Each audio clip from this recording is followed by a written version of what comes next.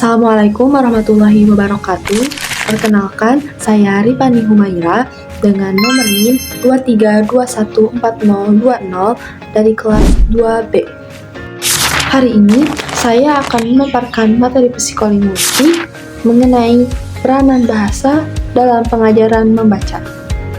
Mata kuliah ini diampu oleh Ibu Nina Hasanah MPD.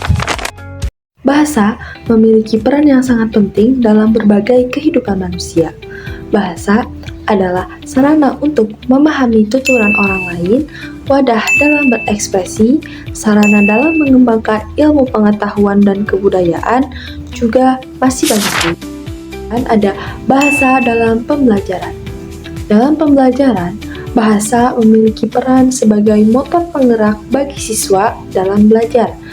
Bagi guru, bahasa merupakan media penyampai pembelajaran sehingga standar kemampuan minimal bisa dicapai sesuai tujuan pembelajaran yang ditetapkan. Menurut Wicaksono tahun 2016. Dan ada tujuan mempelajari bahasa. Secara umum, tujuan seseorang mempelajari bahasa adalah agar mampu berkomunikasi dengan baik, baik itu secara lisan maupun secara tulisan, baik secara aktif maupun secara pasif. Bahasa dalam pengajaran membaca. Seseorang yang dikatakan mahir dalam membaca, tentu kemampuannya itu tidak datang dengan sendirinya. Untuk mencapainya, dibutuhkan latihan terus-menerus agar mampu memaknai teks yang berisi kumpulan lambang-lambang berupa huruf. Fokus utama dalam pengajaran membaca adalah kemampuan dalam memahami bacaan. Pemahaman pembaca atau siswa terhadap tulisan atau teks yang dibacanya dipengaruhi oleh pemaknaan terhadap kata-kata tersebut yang berkaitan dengan 3 unsur, yaitu semantik, sintaksis, dan pragmatik. Menurut Bukhari tahun 2010.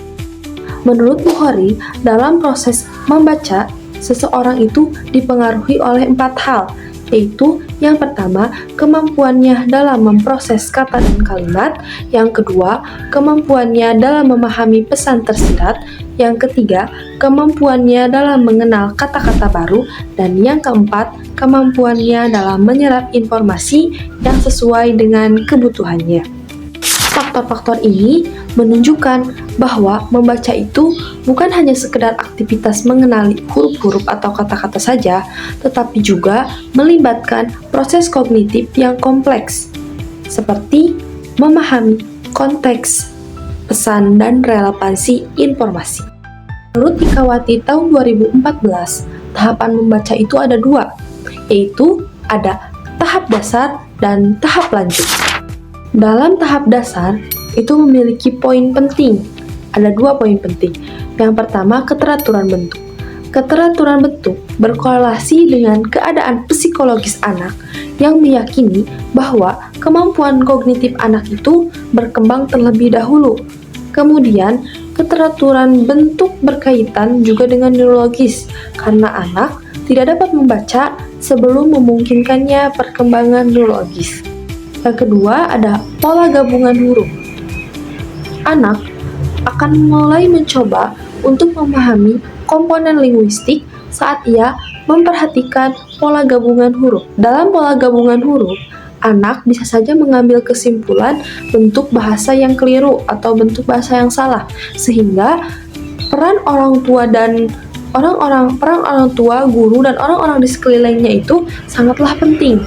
Dalam tahap ini juga, seorang anak mulai menganggap membaca itu sebagai proses pemahaman makna teks tertulis. Kemudian, di tahap lanjut, bahasa itu bertindak sebagai wadah dalam membantu seseorang untuk meningkatkan kemampuan membaca. Agar mampu memahami bacaan, jelas seorang pembaca itu harus mempelajari aspek-aspek penting yang berkaitan dengan kebahasaan. Kemudian, pengetahuan terhadap fonem, huruf, morfem, kata, frasa, kalimat, paragraf, dan wacana menjadi pengetahuan dasar agar kita mampu membaca dengan baik. Setelah itu, barulah menuju pada pada tahap yang lebih tinggi, yaitu proses penafsiran atau pemaknaan pada teks tersebut. Tingkat pemahaman yang disarankan adalah mampu memahami bacaan, baik itu secara leksikal, gramatikal, maupun retorikal. Kemampuan seseorang dalam membaca turut mempengaruhi kemampuan berkomunikasinya, baik itu secara lisan maupun tulisan. Semakin mahir kemampuan seseorang dalam membaca, tentu akan semakin mahir juga kemampuannya dalam berkomunikasi.